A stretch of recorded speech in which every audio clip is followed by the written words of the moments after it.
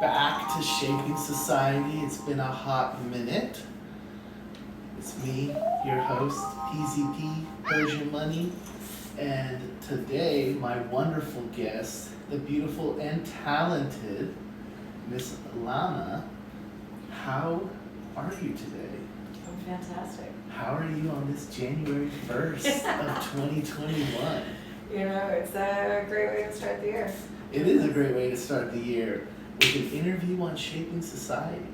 So, tell me a little bit about yourself, Lana. What brings you in today? How do you feel your industry shapes society? I think it shapes the way that we see ourselves. Oh, I should actually first start off. Like, what is your industry? Sorry, I'm a little rusty. I took the entire 2020 off from podcasts because there was just too much, and I'm sure everyone was aware. But yes, so what industry? Beauty industry. Yeah, beauty. Hairstyle. Making people fabulous. So yes, the beauty industry, the salon industry. Yes. Tell us a little bit about that and your experience surviving 2020. So it's definitely, I think, throughout the year I've learned grace and how to be graceful with everything. Because you can't plan anything, and so really just kind of when you step back and take your expectations out of what you thought you should have, where you thought you should have been, and where you wanted to be, and just kind of, become thankful for where you currently are and how to move forward from there, Would you feel like 2020 forced everyone into this appreciation and observation period where they had to really all go back to the drawing board? It was kind of flipped on its head when it came to even I remember early COVID with quarantine, at least for men, they stopped grooming. Yeah. Men stopped grooming. So your super clean fade, just goodbye. Go back to the edges. And how did that affect, you're the owner of Level Up. Level 101 Hair Studio. Level 101. That's right, because you got to get to that 101 level. It's actually get on my girl Lana's level. All right. How was that? How was the knee-jerk reaction to COVID and its regulations? Straight up knee-jerk reaction was I guess with quarantine, lockdown, was. Oh, fuck. I can imagine. Well, there goes my entire business model. Yeah. And you're like, okay, well, because especially too, with a lot of people went into hair thinking it was an industry that was untouchable. You couldn't get fired. You had a skill. And you could just go somewhere else. And it would always be in demand. Yeah, exactly. And so when do you not want to look good? Yeah, that's for real. I don't know anyone who does not want to look good. You look good, you feel good. Yeah. So so the initial reaction and then after the knee-jerk reaction, it was I don't know, I think anytime there's always gonna be bullshit. Anytime you can capitalize on the bullshit in your difficult times, and you take that kind of the attitude, innovators, absolutely. Then that's how you stay on top. That's how you move forwards.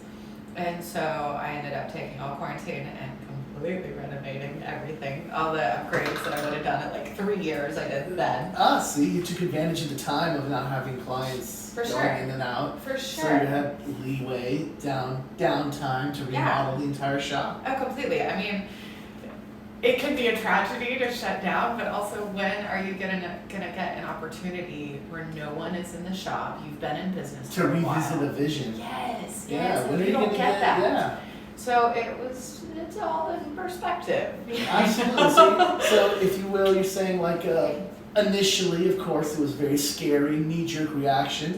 But once the dust started to settle and like a new plan of action kind of started to form, we found a new way to progress and tackle the issues. Well, so as COVID progressed, as the months progressed, like people's ambition, or if you will, morale with staying quarantined started to drop exponentially as the months progressed. Completely. I would even fair to say that Dallas may have even forgot that there was a pandemic going on at one point because they didn't even bother to shut down. I don't know. A lot of things did shut down. I think that kind of feeling probably happened closer in the fall, where everyone was just over it. Everyone just wanted to feel good. It didn't matter. It feel good, yeah. All they wanted to do was feel good. And my barber was booked up. I was surprised. I was like, okay, all right. It's funny. Yeah, there's no like real quick like, yo, let me get in for the weekend. Simultaneously, my barber in Denver is like begging to take clients. Yeah, it's definitely. I have some friends in Denver, and it's definitely a different feeling about everything. I don't know. Dallas is very business oriented. In addition to everyone being very, we are very concerned about the way that we look.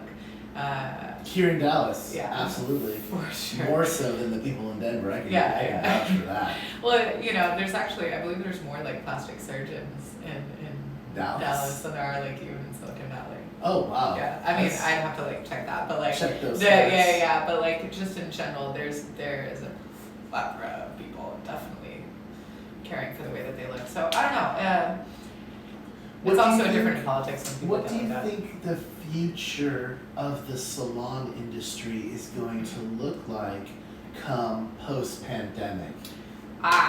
See, I love this. So, okay. So, like when it comes to hair, I know I'll answer your question in a second. I'm going off. Nah, do your thing, yeah. Like, okay, with hair, we didn't have Instagram, then we got Instagram, and then it was this awesome, like, hey, let's share formulas, let's, Pixar, it didn't happen, here's my portfolio, kind of thing. And then it just became, like, everyone was so tired of everything being so filtered.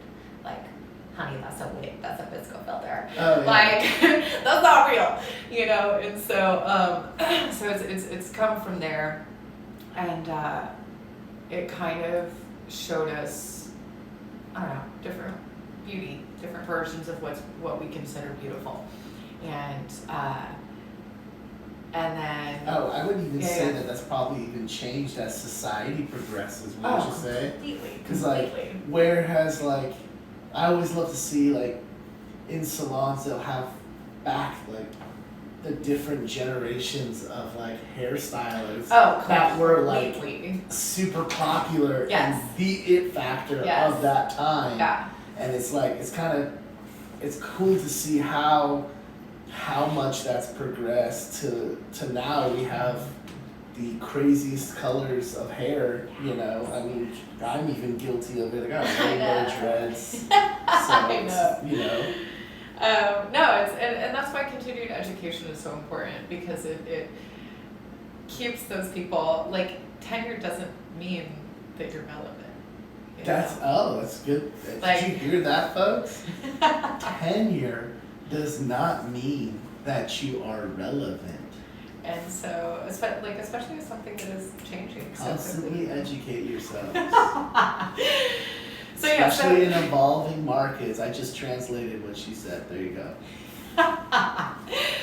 So like what you're saying, what we consider beautiful has changed, and it's evolved over time, and like with Instagram, people just want something real now, and that's why other platforms like TikTok or something, where it is a little bit more transparent, it is a little bit more vulnerable, but also what you're saying with quarantine,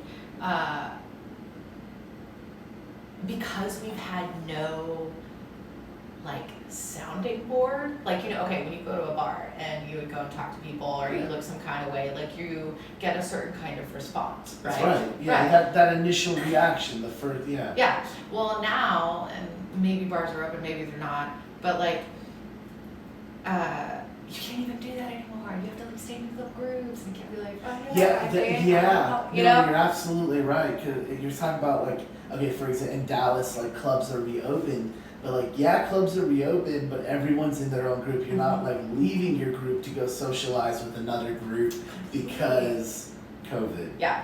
So and so now it's left people to be by themselves, like totally by themselves. Definitely, very isolated. Feeling. Completely. And so everyone's kind of redefining what beauty is for themselves, because now there's not nearly as many like. People to impress. Yeah, well, like people to impress, and it's kind of removed a lot of like gender norms of like what you would consider acceptable, because really no one's around you to say. Hey, you can't do. Society doesn't like that. Okay, society's been in their house for 6 months. So like what's society gonna tell me? Yeah, when left to your own devices, like, you know, like who are you? And so I think that's been a really cool thing. With the pandemic and with all, I mean, dear God, cool thing. But it's just brought self-reflection to an all-time high. Yes. Because you're not, you know, putting this certain article of clothing on or doing your hair a certain way to try to impress. Some kind of way. And I think, whereas in the past people would have tried to impress, now they're like, okay, what makes me feel good? Yes. Yeah. Which I think then I wear sweatpants for the 5th day in a row. Yeah, I think I'm gonna wear sweatpants. You're absolutely right. 5 days in a row. I think that's approved. You know why? Because I haven't seen another human being in 5 days. So, what do you want from me? Yeah, for sure. So it's. I think that will be really interesting going forwards. You know, it's opened up the store. What do you want from me to what do I want from me? Yeah, completely. Like, how do I want to present myself to the world? Because I mean, what is everyone expecting from me? To like, what am I expecting from myself? Yes. And there will be a time, like, you know, when this isn't gonna last forever. I mean, this too shall pass. But like, you know, when modern day medicine will do its thing. Yeah, and when we kind of like emerge from all of this. You know, who do we want to be? That's right. Like, how do we want to present? How will you look on the other side of this like pandemic tunnel, if you will? When the light at the end of the tunnel, what's shining at the end of that tunnel? Yeah. It's definitely something to think about, and how the pandemic itself has definitely shaped society on its whole. Yeah. But more so, I still. As a female salon owner here in Dallas, what are some of the like politics of the salon world that you deal with that maybe correlates with other industries as well? When it just, because politics is politics, whether you want to do politics is politics. It's all the same. It hasn't changed since high school. It's the exact same. Oh shit, especially in Dallas. No matter, especially here in Dallas. Yeah. What would you say to me? How has it changed politics? Is it cutthroat? What, like the music industry? Are salons trying to help other salon people out? Or is there like love in the streets? Honestly, I'd say it's about the same. I don't think it really. I mean, maybe it kind of unified everybody together in the same way it's unified everyone together, not necessarily just salon industries. Okay. You know, I mean, we were already sanitizing everything. we already So I had all felt these about tattoo protocols. salons. Because it's like, man. Tattoo shops. Yeah. They were already like. Yeah, I mean, you go on, it literally smells like Lysol. Yeah. Or rubbing alcohol. Yeah. Yes, It's true. yes. Smells like a doctor's office. Yes, and so it's kind of like that in the first place, and so I don't know so much about that. I think that, just the general, we just went through some drama together, just the general sentiment for everyone, not just their industry.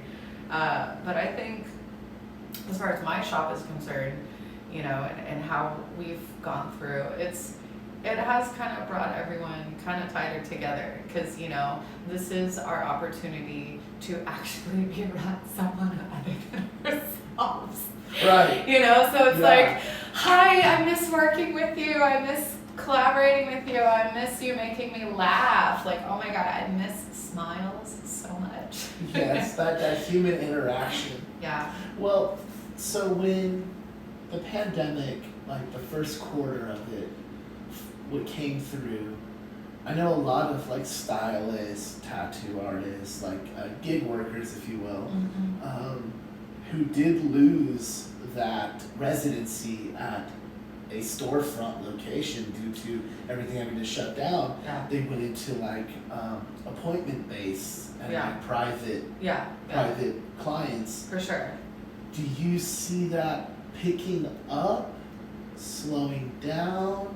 Do you think people want to come back to a salon? They say like once you've tasted it, like do you want to go back to like that style? Yeah. And how do you feel? Do you feel like this might be a concern now that gig workers have kind of got a taste for like, oh, I can just use social media and connect with my clients directly. I don't need that storefront.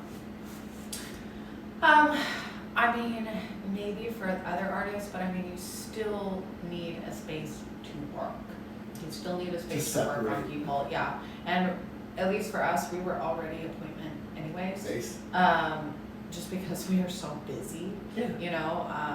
I mean, I love my staff. They're all super talented at what they do, and they all kind of have their own specialty. And so because of that, like, they have their solid clientele, and I love that. But as far as, and we still interacted through Instagram and stuff like that. So, I mean, somewhat, but I think people just in general are going to become more intentional with how they spend their time, how they spend their exposure around other people, and even it just kind of like lowered the bar in a way, not necessarily like that usually has a negative connotation, but it just lowered everyone's capacity for social interaction, even if you're an extrovert. Oh, the expectation, even if you completely. For like, okay. Yeah, and so now that you kind of everyone has their routine. Okay, take your temperature, sanitizer, wear a mask. Right. Now that we all got that down, just in general, people are kind of starting to enjoy their own company. I think a little bit more. And just be more selective with their friendships and their time and who they're associating with. Yeah. Well, and you think that like that walk-in is gone? Like, do you think that like I mean, people are going to be spontaneous. Model? People are still going to be spontaneous and want to be like, okay, I want this right now. Yeah. So I don't think that'll ever totally go away. I think that's just like a human thing. But I think it'll definitely change, and it'll take a few years, or a year or two, to really kind of get back in the groove of where we were. But do you see yourself opening up more physical locations with what you've discovered through the pandemic, or have you revised the battle strategy, if you will, moving forward for 101? I mean, it's still pretty much the same. Yeah, it's still pretty much the same. It's because, I mean, really at the end of the day, it's about that connection between the artist and their client, And so anything that you artist can do. being the stylist. Yeah, the barber or the stylist, stylist. you know. Cool. And that's one thing too. There's so much crossover and people looking how they want to look and stuff. So I don't know, but really at the end of the day, it just comes to that interaction. And I don't know. However else we move forwards, you know, it's a brand. It's more than just a shop. It's a brand. And when did you notice volume coming back into the studio? Was it around the holidays, like people trying to get? There are waves. Or was it like right after like summer that people were like, all right, I'm done with it. I'm gonna go see my stylist. I can't. At what point did you notice that flux come back into the salon of like, oh, hey, look, clients? Yeah. All over the place. It just came in different waves, and it depended upon what type of clientele you have. All right. Like, do you have stay-at-home moms? Do you have a lot of people in the corporate world that are able to work from home? Do you have a lot of like service industry people? It really just depends. Like honestly, it depended on what that client's day-to-day was. Like if they were someone who maybe worked retail and they had to show their face. Yeah, they had to show their face, then it was like okay. But then other people that like maybe they were gaming or something like that. Where they had to stay at home. A lot of companies I noticed really encouraged their employees to continue to self-quarantine or things like that. And I mean, for sure, I think like be smart Facebook about being it. one of them. Mark Zuckerberg said he doesn't plan on bringing any of his employees back. Oh yeah, completely. To the headquarters. So. Yeah, I believe, and Google the same until like next summer, 2021. Yeah. So I mean, we'll see how that goes, but just in general, it's been more inconsistent. Like typically, excuse me. July kind of slows down in the summer just because people are on vacations. Yeah. Whereas this, it was like once we opened, not everyone was quite ready to come back, and that's fine. But there was a way of everyone being like, oh my God. Finally, it's been months. Yeah. I need you in my life. Yeah. See, I expect it because you're right. I mean, even when I go get my dreads done, every time I leave my dread maintenance, like I feel good, I look good, I feel good. Like so, I could even see that that general upkeep being a like mental health factor. Completely. To be honest, I think people are more likely to spend their money on hair and self-maintenance than they are to go to a bar. Interesting.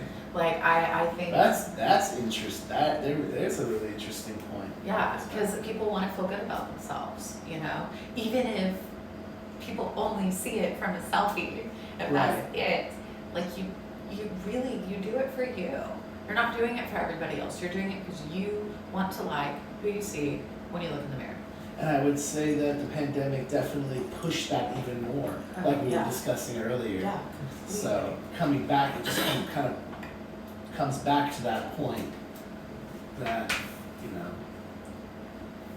where do you see hairstyles going in the future?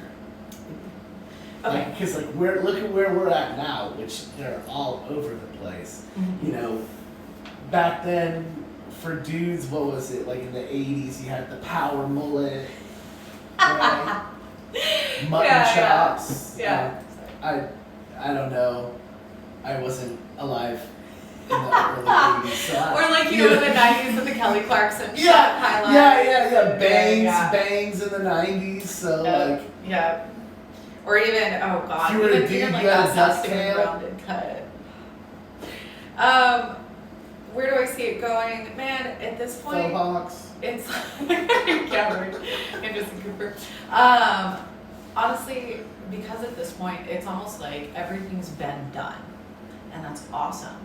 Like because now it's just like the modern version of what's already been done, right? So it's already been done. So you make your own version of it, but like now you have all these options to choose from, Definitely. and with people being at home, wanting to look however the hell they want to look and express themselves. And not having to have a specific look for corporate America. I think that's the factor that like really changed. I want to say internet creating jobs outside of corporate America for the individual. Yeah. That's creating more individualism. Yeah, for sure. I absolutely love that, because the way that you present yourself has nothing to do with your work ethic. No, God, like we know. Yeah, we know this very much so. Yeah. If millennials have done anything well in their life, it's this. Yeah. The way I look and dress has no correlation to my work ethic. Mm-hmm. And talking about generations, I love this. I love patterns, right? So I love, from the silent generation to boomers to Gen X to millennials to Zoomer, is it Zoomers now? What's Zoomers, Gen Z, and now we're on Gen Alpha. Can I be honest with you? Do you want to know why I thought they were called Zoomers? Huh. I didn't know it was because it's Gen Z. I genuinely thought it's because they FaceTime and they have to use Zoom conference calls. Like, I thought that's why they were called Zoomers. It fits. I was we're millennials because it was the cusp of the millennium. That makes sense. Zoomers. Oh yeah, they gotta use Zoom to go to class now because pandemic. So yeah, that's the generation of Zoom kids. Yeah. They Zoom around. On FaceTime. Yeah. No, it's definitely it's kind of like millennials. I think a common sentiment was just to be like, no, it stops with us, and so we wanted to change things. We do think we're hot shit. I think everything stops with us. So I get what you're saying, but I'd love for you to elaborate. For sure. I think just like the boomer way did not work for us. The boomer way didn't even work for boomers. They just don't want to admit it. Yeah, for sure. But it didn't. We're like, no, this isn't working. We're not. Oh my God, like even in movies, like the jokes that they make in movies, like you can't say that shit now. Oh yeah. You go back and watch some movies. And from the 80s and 90s. You cringe. Some of it is cringe worthy. Yeah. And you're like, damn, I used to think this was okay. Yep. Like that's when we wild. were kids watching that. Yep, and you'd laugh right along with it. You'd laugh right along with the laugh tracks. Yep, and then now you're like, oh, I don't approve. Nah, dude. Yeah. We're like, oh God, even, and it's interesting too, like, even like rom-coms, like how that's changed, and you're like, no bitch, love yourself first. Like, even rom-coms have changed. The gender roles have all changed in rom-coms. Yeah. I'm even working on one where the gender roles are reversed. Yeah. You got a house husband. It's definitely. It's coming. It's refreshing seeing that. I think there are a lot of things that millennials wanted to do, but in order to move forward, you have to stop your habits in order to create new ones. Oh, that's right. Oh, absolutely. Right? How do you change if you're not willing to change? Yeah. God, we hear that all the time in hair. They're like, I want to look different, but like, don't cut any length and don't change the color. And then so what do you want? What do you want? Yeah. Get out of my chair. So it's been interesting seeing how it's evolved, and I'm excited for upcoming generations. I think they have a lot of opportunities, a lot of doors opened, and I mean, God, when you're able to have kids and when you want kids and be able to create this life for them, like I still don't understand how they're not taking so much time to recover. Well, I just don't even understand how, like, our parents were able to do what they did. I still financially cannot wrap my head around it. Like, I'm just like, hold up. You did what? You did what? You had how many kids at what age? You had a house at the Wynn? Wait, what? So, and I'm just over here like, wait, you were already married at, 20s? Like, wait, what? 19, 20, yeah. You got 3 kids? Like, good God. I think my mom at this point would have had like a 10-year-old, an 8-year-old, and wow. Yeah, just even thinking about it. Like going back and watching, have you ever watched the show called F is for Family? Yes. That like 70s based. Yeah. How do you have like 3 kids, a dog, and like a dead end job, and you were still able to like provide? Yeah, it was a totally different world. Companies did so much for the individuals, but also too, so much was expected of the individual. A particular role, like you were born into a role, and I love seeing that now. It's like, you know what?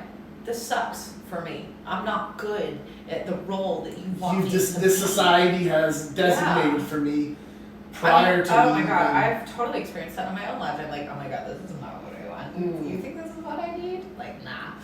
Let me go and set fire to that and change it. You brought up that like millennials like decided it's gonna end with them, and when you say that, I feel like this is like that's a good point. When millennials say it ends with us, I feel like they're talking about these like societal norms that the boomers deem norm, and we're just like, that's actually toxic whatever. Toxic masculinity. Toxic. God. Like, can we please get out of the toxic masculinity that to be successful you have to like wear khakis and a polo and I mean, besides like, that, cry, like you're human. You are human. You have human emotions. Yeah. Like, embrace your humanity and quit like yes, you're allowed to cry. Yes, you're allowed to be excited for these things. Like, yes, you're allowed to be soft and still be strong. And I think that what I want to know is who's pushing these agendas, especially like back then. Like, why did it take so long to be like, get here? This might be a little crazy. Like, why does a guy have to feel like he has to run into a burning building? When he's not a firefighter because he hears a cat cry. Yeah. And then if you don't, you're a pussy. Yeah. It's like, I also don't like dying. Yeah. I'm not trained to run into a burning building. I don't know how to do just this. because Arnold Schwarzenegger does it, like in movies, doesn't mean that, Davy Jones needs to go do it when there's a burning building. And no, I love that. You mentioned even in movies, like, and I think too, like, that's why representation is so important, because as a Persian, I've never had representation. That means nothing to me. I can associate with a black man in a movie, an Asian person in a movie, a woman in a movie. Why? Because Persians have never had representation in America. Yeah, I know, and it fucking sucks. And it's to see someone in your life, to see someone represented to the general public of this is what success is, this is what you can be. Yeah. I mean, hi, look at me. I'm not Persian, but I definitely, we grew up boycotting Disney because at the time they supported gays, and so I was not around anybody that was gay. It was. Oh, this was pushed onto you. Oh yeah. Okay. So early on, your family. Yeah. Okay, was boycotting Disney. Yeah. Because they supported gay. Yeah. Okay. Gay was the gay community. Yeah, completely. And so, because of that, growing up, I was like, oh wait, so, I did that's what that was. Okay. I know, and then you look back and you're like, well, that was toxic. Wait, who made me do it? Why did I do this? Oh shit, that was, man. That just goes to show you that hate is taught. Yes. We're literally not born with hate in us. It's literally taught. Yeah. You're completely. And I think that's a lot of things with millennials. They're like, no, it stops here. Like that. It stops here. And it comes back. We come back to that point. Toxic bullshit. Anything toxic, we're cutting it. We're leaving it in the 19th century. Yes. It ended in 1999. It ended in 1999. That is damn right. That is damn right. Yeah. No, so it's and kind of like bringing it back to the shop. It's that's one thing that the shop has been pretty mindful of like watching like the trends and things like that of how people are expressing themselves. You know, that was a big part of like why I even started it in the first place. You know, was because the salon. Yeah. Because I feel like the hair and beauty. Now I could be wrong, but I feel like it's a very welcoming of the gay community or the LGBTQ. For sure. I think especially it's now. Very, like hand in hand, especially like male makeup artists to male stylists, female makeup artists and female stylists. Yeah, across the board. I think especially now more than what it used to be, but like haircuts don't have a gender, makeup doesn't have a gender, it's art. It's art. Like when did art have a gender? The human being's the canvas at that point. Exactly. And so now, like people are, you know, looking the way that they want to look, regardless of whatever your norm, whatever like your parents said you should be or your family said you know, they're like, no, this is how I want to look. You know, like you see dudes with balayage, you see chicks with faves, and and that was kind of part of the background of that, to create a space that was encouraging and welcoming of all types of people. And like whoever walks in, we have the person for you. Yeah. You want that like 30-inch hair flip? We got you. You want to keep that fake thing? Like we got you. You know, and so it was. I was happy to be able to get to create a space because, like, well, yes, it is. I feel like really you come to a salon where the only thing you're going to be judged on is your bad hair. Yes. And if you make and also too, like, man, and I think it is a little bit different with barbershops, but like my experience going into a barbershop being a chick, like, man, I've been looked over so many fucking times, and I'm like, bro, as someone, what do you mean looked over? As a client? Yeah, as a client. Really? Yeah, because they don't want to cut a chick's hair. It's a barbershop. Wild.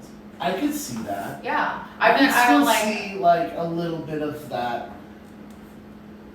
male-dominated view. Yeah. In barbershops, but I've also seen High and Tight. Oh, High and Tight's a great shop. Yeah, great, amazing shop. Oh my gosh. Female barbers, you know, just a whole way. I feel like it's like your studio, your salon, but a barbershop, you know, where everyone's welcome and anybody can cut as long as you cut good, you know? Yeah, completely. And you know, their kind of vibe was kind of that classic, like deco kind of style, and they're attached to a bar. A little speakeasy in the back. Yeah. But like with my shop, it's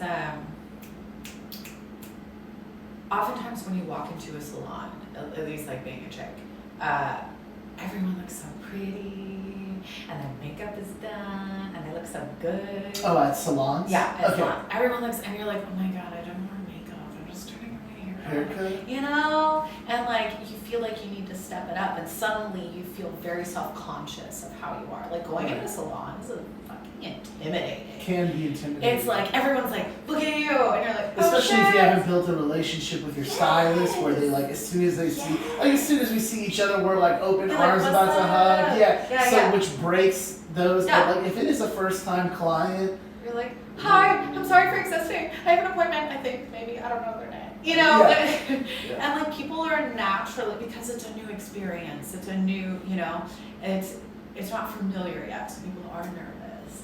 And so that was one thing that we, you know, try to get away with. Like that breaking the ice. Like immediately when you walk in, you want them to feel at home. this is their salon. Yep.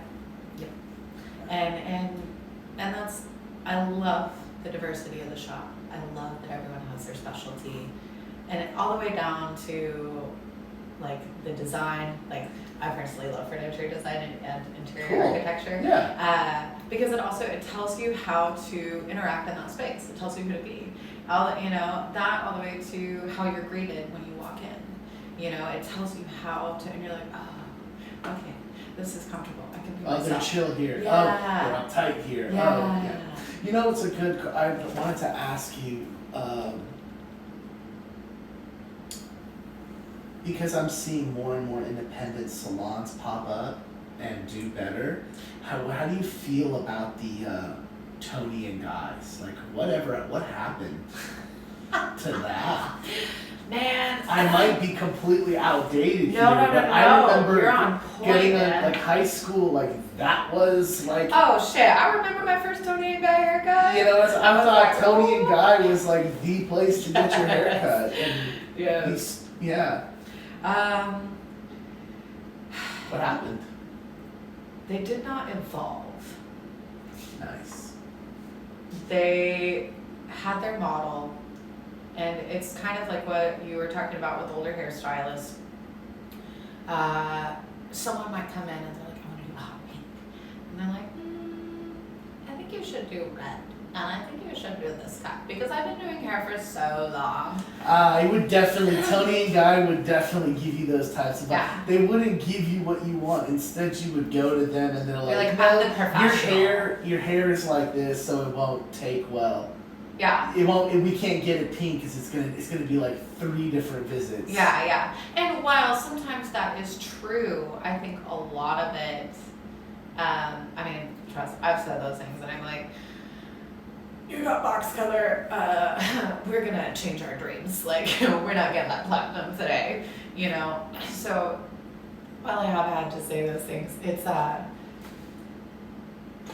think that's why continued education is so important. And because it's possible to give the client what they want. Yes. It just might be a few extra steps. Yes, and that's okay. And that's really people don't care. They just want that what they final want. product. Yeah. Especially in 2021, they're not gonna give a. They're gonna just want what they want after what they survived. Yeah, completely. So, I think that was kind of the thing with Tony and Guy. And also just in general, and their consistency. They just continued to put out a certain product. And I have friends that work for Tony and Guy, and they do awesome work, and I'm not saying anything against that. I think just in general. No, we're not talking about individuals. We're not even talking about Tony and Guy. That's their name. Brand. We're talking about the brand and the business model. Yes. This is not anything I think personal. Their style, because man, there's always that alt style. Yeah. There's always going to be that. And if anything else, right now, it's unfortunate that they, kind of changed and went their way, because it hits so hard right now. That alt style, I love it. I love it. Yeah. Nice. It's been cool seeing just the styles circle back around again. I see. Yeah, okay. Yeah. As time goes on, you're seeing that repetitive those patterns. Yes. And you're like, it will come back, and I want to do this version of it. Very cool. I would like to think, what's a barbershop that I thought did well, that broke a lot of the stuff you were talking about, those norms of other barbershops, was Floyd's. Floyd's has done pretty well. They're a chain now. They are a chain. Floyd's barbershop. And I wonder if their model will continue being viable post-pandemic. So I think they will, just because everybody kind of wants that basic cut. It makes me think of sports cuts. Yeah, I mean, Sports Guts is going nowhere. Floyd's is going nowhere. Yeah, you think they're gonna always be around? Someone will always want that $10 cut. Yes. $10, yes, though. Yes, I think so. You get what you pay for. That's all I have Yes, to say. you do. So, but yeah, interesting. That's very interesting. Lana, do you have anything else you'd love to share with us about how the cosmetic and salon industry has shaped society? Anything you'd love to leave our viewers with? Really, I just think while it's the scariest thing, being transparent and being vulnerable, just being more open, I think, especially in talking to not just clients, talking to like creators. Yeah, absolutely. Other content creators, creatives. I think the more open you are just across the board, the more that you'll be received more than you think.